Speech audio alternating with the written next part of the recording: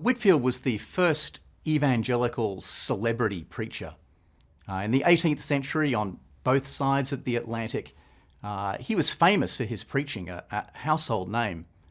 Two things especially stand out about his preaching. The first is where he preached. He was known as the Grand Itinerant. Most of his contemporaries had settled pulpits, but Whitefield made his name as an itinerant preacher, and an itinerant field preacher in particular. In other words, he travelled about preaching from place to place.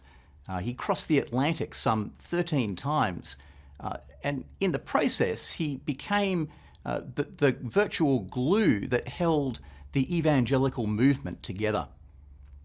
He preached a vast number of sermons throughout his life, 18,000 by most estimates, and many of those sermons were preached outdoors to vast audiences, sometimes as many as 20, even 25,000.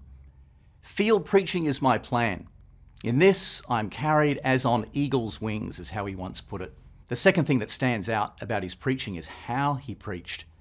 He was known as the Prince of Pulpit Orators, known as an extemporaneous preacher. In other words, Whitefield preached without notes, memorizing his sermons. Many of his contemporaries read out their sermons, but Whitefield was famous for his flamboyant, dramatic preaching style. He was obsessed with acting and the theatre in his youth, and he translated this ability into his preaching.